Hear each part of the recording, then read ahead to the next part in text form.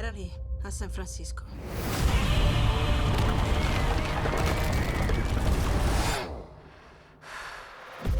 Sembrava che l'intera città stesse crollando. Quei tizi scattavano foto, come se lo stessero aspettando. Credi che tuo padre lavorasse per loro? Questa roba era nella sua cassaforte. Chi siete? Cos'è Monarch?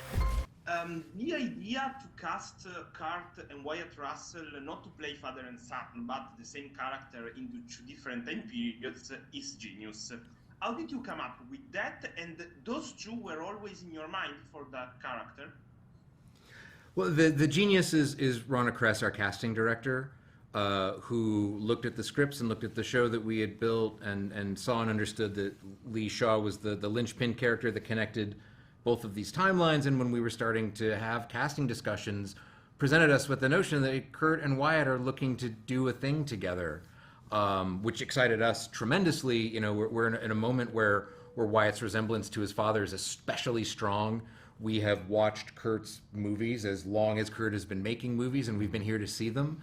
And when we met with them, not to put words in their mouth, and now the actor strike is over, hopefully they can say as much somewhere, but they were intrigued by the opportunity to build that character simultaneously. You know, in the scripts, Wyatt's character we would call Lee, and Kurt's character we would call Shaw. And the story is kind of the journey of Lee becoming Shaw, Shaw rediscovering what it was like to be Lee. And the Russells built that together, whether physically, verbally. They did a ton of work to make a coherent character that spanned the decades. Yep. And Kentaro and Kate often speak about their father as a monster or not a monster. The real monsters in this TV show are the creatures or the humans? Well, I think that's I think that's a question maybe for the viewer to decide. You know, I think the fact that you're even asking that question, you know, makes us happy that we feel like we've sort of succeeded in raising that issue in the viewer's mind. It's like in the pilot episode, you meet Kate suffering from this trauma, this loss that she suffered, this terrible thing that happened to her in San Francisco, and you assume that Godzilla is the monster of her nightmares. But then as you follow her and you start to kind of peel away what her mystery is and what she's looking for, and by the time you get to the end of that episode, you realize that the real trauma she suffered that day was the abandonment and the betrayal at the hands of her father. So I think, who is the bigger monster for her, you know? I think the interesting thing to me about Godzilla is over the course of the season, I think the characters' perceptions of who Godzilla is and what he represents will evolve, which, as they have in the Toho franchise, in the first movies in the 50s, he literally is just a monster and they're trying to kill him. And then he evolves over the decades as a protector and a defender of Earth. And it's like, I think seeing that evolution through the eyes of our characters is going to be an interesting challenge. If you have to choose, but be honest, Godzilla or King Kong, and why? I know your answer.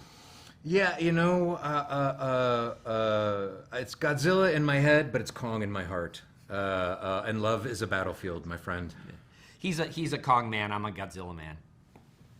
Okay. Bill Randa tells Keiko that he's interested in the storyteller more than the story. What inspired you to tell this story? You know, I think being fans of the film, of the world, of the genre, and being presented with the opportunity to create a television show that worked as a television show rather than a scaled down version of the films, which we knew we couldn't compete with the films in terms of scale.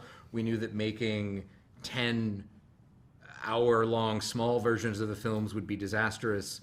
What inspired us to tell the story, I think, was the opportunity to craft a serial narrative in the world about these characters that we very quickly came to care about quite a lot.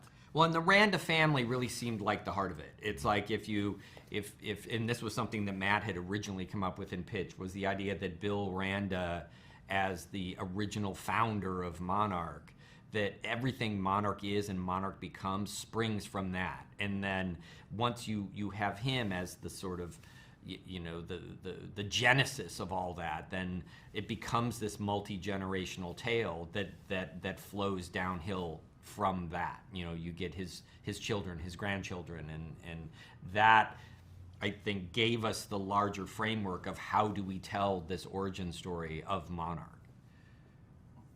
Perfect. I have to wrap, but Matt, I wanted to thank you for that crazy comic that was Sex Criminals, and for Hawkeye, of course. Thank you very much.